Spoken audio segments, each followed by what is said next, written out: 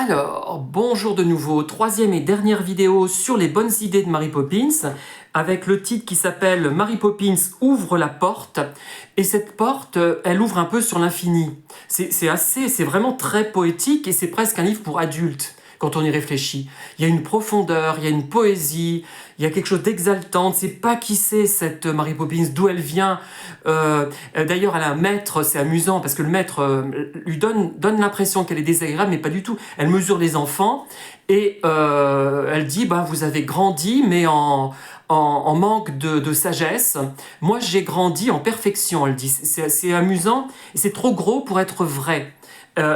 Comme je vous l'ai dit, elle réalise systématiquement les vœux des enfants, hein, dans les rêves, dans l'imaginaire, mais un imaginaire qui est réel, qui est prouvé d'ailleurs à chaque fois que cet imaginaire n'est pas imaginaire, c'est un monde réel, et ça me rappelle étrangement ce que j'ai pu écrire moi. C'est pour ça que ça me plaît, notamment Le voleur de trottinette et d'autres livres où il y a des séquences oniriques, mais qui sont en réalité la vérité réelle, qui sont symboliques, qui ont du sens. Et là, à la fin, donc, elle part. C'est très émouvant, cette scène.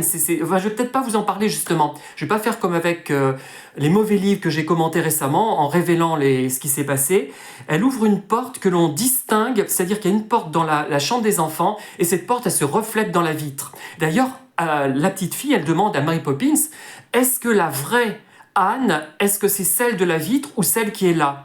Il y a vraiment, mais c'est presque... Bon, s'il est si célèbre, il y a peut-être une raison. Il y a des livres célèbres qui sont archi nuls, mais là, c'est quelque chose qui est mérité. Hein.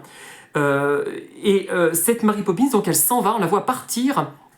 À un moment donné, elle va revenir, hein, de toute façon, dans un autre livre. Elle part par cette porte imaginaire, mais qui est plus réelle que la porte réelle. Voilà, donc les bonnes idées de Mary Poppins, donc un livre facile à lire, sur l'échelle livre-auteur et livre de gare, je la mettrai à 5 ou 6 sur 10, c'est-à-dire que c'est pas vraiment un livre d'auteur-auteur complexe, il est quand même là pour divertir des enfants, mais c'est un très bon livre, un livre qui est marquant, qui mérite du succès, parce que le personnage de Mary Poppins, il est complexe, il est intéressant, mais pas tant que ça, parce qu'en fait, c'est vraiment la personne revêche, mais au second degré, qui en réalité est très gentille et réalise absolument tous les souhaits, tous les vœux. Mais après, elle se dit, mais tout de même, imaginez que j'étais sous l'eau, en train de jouer de l'accordéon. Pour une personne aussi respectable que moi, ce n'est pas vraisemblable. J'adore cette façon de se comporter. Voilà, merci, au revoir.